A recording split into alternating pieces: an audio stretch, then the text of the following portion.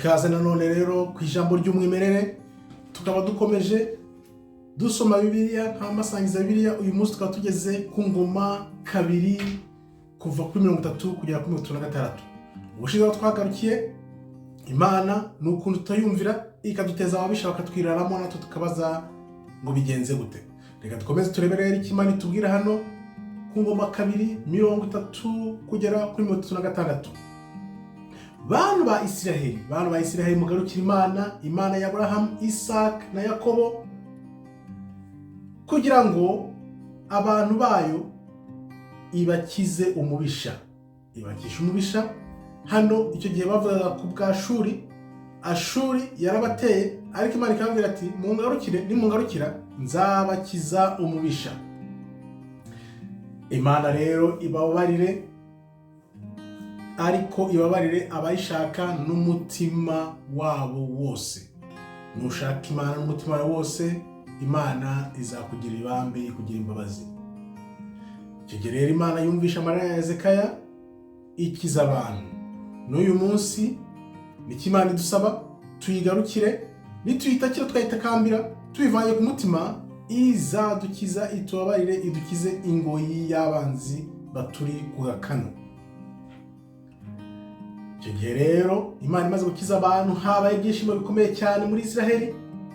Yerusalemu haba ibyishimo bikomeye kuva umwami Salomo ari ku ngoma, umuhungu wa Dawidi, umwami wa Israheli.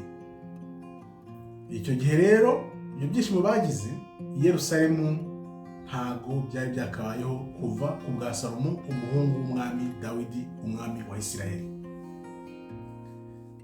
Senasheribu umwami wa Shuri nibwo rero yateye Yuda. Noneho umwami Hezekiya aravuga ati, bantu banjye ntimugire ubwoba, bafite intwaro n'ingabo nyinshi zikomeye ariko n'iz'umubiri, twebweho dufite Imana yacu, Imana isumba byose. Imana izadufasha, iduherekeze, idufashe kubarwanya, izaduha intsinzi. Abantu rero nabo bagizemo morale, ntibakwiheba kubera amagambo Hezekiya yarababwiye, baremera kuko yari umwami wa Yuda. Iyo babwiye barabyemera, bishyiramo akanyabugabo, bumva koko urwo rugamba bazarutsinda. Reka turebe ko byagenze. Noneho Senasheribu uwo mwami wa Shuri yahise abaza abantu, aranababwira ati, mwikumva ibyo Hezekiya yababwira. Hezekiya yarababwira iki?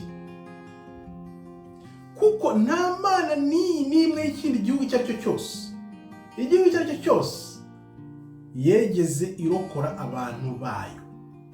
Za mana bibarizaga uzibuke. Uyu mwami wa Shuri barababwira ati, yamwe mw'abantu mwe mwumvira uwo muntu wanyu ngo ni umwami wanyu Hezekiya, hari indi mana n'imwe magize mwumva yegeze ikiza abantu ikarokora abantu bayo, ikabavana mu maboko yanyu, amaboko yanjye ya rubamba, cyangwa amaboko ya ba data bacu?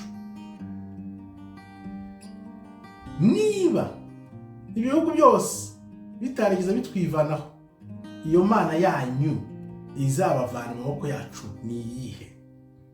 Barimo yishongora ku bwoko bw'Imana atazi ikimutegereje. Katwumve. Icyo gihe rero abashuri bavugaga Imana yacu, Imana rurema, Imana isumba byose, bakayivuga nk'izo mana zindi z'ibyo bihugu byo mu isi. Bari bazi ko Imana nyamana, Imana yacu ya Abrahamu, Isaka na Yakobo, imeze nk'imana zindi zo mu isi. Reka wumve ibyo bahuye nabyo. Izo mana zikozwe n'amaboko y'abantu. Imana zikozwe n'amaboko y'abantu nizo bagereranyaga n'Imana nyamana, ariko reka wumve ibyo bahuye nabyo. Imana rero yakugiriye gutya, yohereza umumarayika akatagura izo ngabo zose n'abarwanyi bose b'abami ba Siriya, Ashuri. Nuko yabatejemo umumarayika, arabasatagura, aramenagura.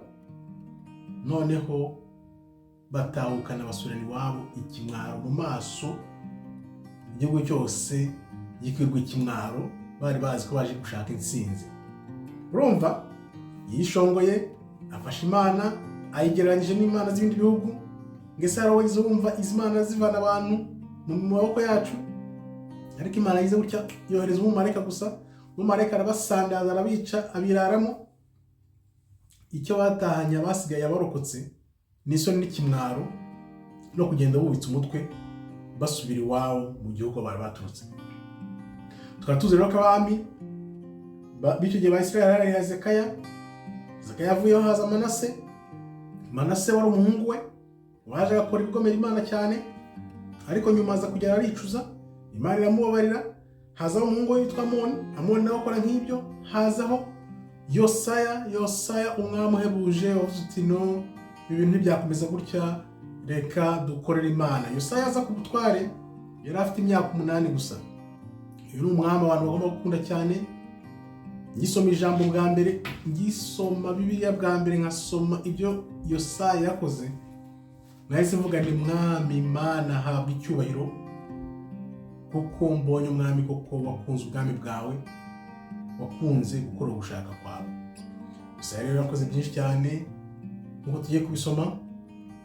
Uko yabonye igitabo cy'amategeko aratangara cyane kubona uko basekuruza babo rero bacu bagomeraga Imana, kubera nta namwe bari barizumva aya mategeko. Ubwo rero hari umugabo witwa Hikiya, niwe wabonye iki gitabo cy'amategeko, noneho aragenda akiriza umwami Yosaya. Icyo gihe umwami rero amaze kumva ibyo gitabo n'amategeko yanditse muri icyo gitabo, yahise afata imyenda yarayitwanyaguza arayica arakaye cyane, yibaza ukuntu ibintu nta hantu hamwe yari yaragize abyumva mu gihugu hose. Icyo gihe rero yabitewe n'iki? Yabitewe n'uko yaje kumenya ko base na basekuruza abo bose uko bajya basimburana, nta n'umwe wegeze ukurikira ijambo ry'Imana, agakurikira ijambo ry'Imana kugira ngo akore ibintu nk'uko byanditse muri icyo gitabo. Urumva natwe niyo dilema turimo uyu munsi. Ibintu byinshi byabayeho birahindurwa. Urumva ibintu bya nyabyo by'umwimerere, nubwo natwe dushaka kuzana ibintu by'umwimerere kubigarukaho kugira ngo tubigarure nk'uko ijambo ryari rimeze ubusobanuro, tuzatangara cyane umunsi koko tuzabona ukuri nyakuri. Uko kuri duhiga amanywa nijoro, tugushakashaka tukaguhiga amanywa nijoro, wa munsi kwa kuri tuzakugeraho tugakozaho iminwe y'intoki nk'uko abarundi babivuga abashinga nahe. Nidukozaho iminwe y'intoki uko kuri kuzadutangaza. Kandi wibuke mu ivanjiri ya Tomasi niho bavuga neza ngo nushaka uzabona, uzamenya, nubona bizagutangaza. Nibigutangaza bigutera ubwoba, nibigutera ubwoba ariko bizana kumara ubwoba, kuko uzamenya ukuri, uko kuri kuzatuma uyobora byose. Hano rero uyu mwami Yosaya nawe yabonye uko kuri, aratangara cyane, ararira, yiciraho imyenda umwami kugira ngo yicireho imyenda. Nuvuga ngo ingufu z'Imana zamujeho kugira ngo yumve ibyo bintu atangare. Nk'ubu tubabwiye tuti ibintu byose bibera mu isi byose biri macuri. Nuvuga ngo kugira ngo tumenye ukuri, ufata ibibera byose mu isi ukareba ibinyuranyije nabyo. Ibiba byose mu isi ibinyuranye nabyo nibyo by'ukuri. Natwe ariko kuri tubona kuzadutangaza cyane. Reka turebe. Icyo gihe rero nta wundi muganura wegeze ubaho muri Isiraheli kuva mu minsi y'umuhanuzi Samuel. Nta mwami n'umwe wa Isiraheli wegeze uzirikana mwene umuganura nko mu gihe cya Yosaya. Icyo gihe abigisha bose, yaba mu gihugu cya Yuda no mu gihugu cya Isiraheli, bibuka ko icyo gihe bari baracitsemo kabiri. Abo bantu bose bari bahari bose, barabyijije biratinda kuko byari ibintu bitigeze bibaho. Ni ukuvuga ngo abo bose bari bahari bagaragiye umwami, yaba abigisha, yaba abantu bose bari babyitabiriye. Ibyishimo bari bafite nta hantu hamwe byarabyize bibaho usibye ku ngoma y'umwami Yosaya. Nuko rero hadaciye kabiri umwami Nebukadinezari w'i Babuloni araza arabatwara, arabatera abatwara bunyago iwabo i Babuloni. Ariko abacitse inkota nibo yatwaye Babuloni, kuko benshi babirayemo nyine barabica barabarimbura. Abacitse ku icumu nyine bacitse inkota nibo batwaye Babuloni. Noneho rero abagaragu be n'abagaragu b'abahungu be kugeza igihe ingoma y'ubwami bw'abaperisi yazi. Uko ibi byari byarahanuwe mu gitabo cya Daniyeli ko ingoma zizagenda zisimburana. Abaperisi baraje, abaperisi aribo Irani y'uyu munsi. Ari mpamvu na hari ibiriya bibazo bya Irani na Israel uyu munsi nkuko murambivuga. Ariko kandi nanone wibuke ko Israel iri hari uyu munsi atari Israel, kuko bariya barahijyanye mu 1948. Ibyo ni ibintu mvugaho umunsi ku munsi. Nidusomera ijambo ry'Imana ko ndi gusobanura ngewe, ndi gusobanurira mu buryo bw'igiheburayo bwerekana ko abantu bose ubwoko bw'Imana muri Bibiliya barabirabura bidasubirwaho. Niba byumve gutyo, ariko nzi ko ni igihe gito cyane kugira bizamenyekane, buri wese abimenye. Ibimenyetso bigenda bitwereka gahoro gahoro. Abantu bakiri basigaje gukanguka batabyumva, ariyo mpamvu n'abashyizemo na biriya bintu bya 2019 kugira ngo abantu batazakanguka. Kubw'iyo mpamvu rero Nebukadinezari amaze kubatera yarabatwaye ubucakara i Babuloni. Bagiyeyo noneho kugeza igihe ubwami bwa Perisi buzamukiye. Tuvuga ko byagenze kugeza igihe ubwami bwa Perisi bwazamukiye kugira ngo busoze ijambo ry'Imana ryavugiye mu kanwa k'umuhanuzi Yeremiya. Yeremiya yari yarabihanuye ko icyo gihe bazagenda bakajya he? Bakajya mu bunyago, ariko Imana izabakorayo. Tuvuga ko byagenze. Icyo gihe rero igihugu cyasigaye ari itongo, barabatwaye. Noneho igihugu kiriyeza nacyo kikorera amasabato. Ni ukuvuga igihugu kikoreye amasabato.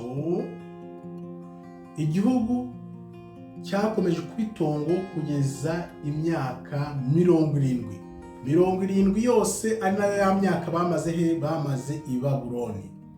Ngayo nguko rero tugomeye Imana ntidukora gushaka kwayo, iduteza ababisha bakatubwiye ku gakanu kugeza Imana ivuze iti enough is enough, birahagije, reka mbagirire imbabazi. Ari nayo mpamvu muri no minsi Imana nitugirira imbabazi bo tuzahindukirira. Ariko natangiye mvuga ati bantu ba Israel, bantu ba Afrika, bantu mureba aho ibintu bigeze, mugarukira Imana nayo itugirira imbabazi, tugirire ibambe, kugira ngo yongere dusubizeho ubutware buzabera urumuri isi yose. Ngira ngo muragenda mubona ibiba ku isi bivugisha benshi hirya no hino, abantu bagatanga bakavuga ati ibigenze gute? Biriya bintu byose biba byarateguwe imyaka byibuze 5. Bagenda bitegura gahoro byagwa mu uyu munsi, abantu bagatanga bakavuga bati kanakwingune urugenewe igihembo, kanakwingune byarameze gute? Ariko mukarira kubera ko mubibona nyine, mubona ko ari ubujura n'uburiganya bwabaye. Ibyo byose biri bya bintu Imana yaduteje kugira ngo iduteze ishyari. Wibuke Imana yaravuze iti muzanga kunyumvira, nimwanga kunyumvira nzabateza ishyanga ribambi ku muringa w'ibyuma ku majosi, mbateze ishyari kuri abo babisha bazaba barabigaruriye. Ariko mwihangane, biri hafi gusoza kugira ngo Imana idukure mu menyo ya rubamba kuri uyu mubisha watujyanye mu nzira y'ubuyobe, aho kugira ngo dukurikire inzira z'Imana. Hari icyo gihe kigiye kuza rero ngo twongere tubone ijambo ry'Imana ry'umwimerere, ubusobanuro nyabwo. Iyo tuvuze ijambo ry'umwimerere ni ubusobanuro nyabwo, kuko nshobora kuguha Bibiliya nkaguha uko uyumva kunyuranye n'uko Imana yashaka ko tuyumva. Ibyo rero bikaba biri gusoza icyo nabakangurira, avuga ati bantu mureke dushake amaso y'Imana, dukorera Imana, dukora gushaka kw'Imana dufite umutima wose ku ijambo ry'Imana, ubwenge bwacu bwose, imbaraga zacu zose n'umutima wacu wose, byanze bikunze nta kabuza Imana igiye kongera dusubize ubutware. Twihangane tugeze ku munota wa nyuma, kuko nitwihangana kugeza ku munota wa nyuma tuzakira nk'uko Imana ibitubwira. Murakoze rero, Imana ikomeze ibarinde. Shalom, shalom, shalom.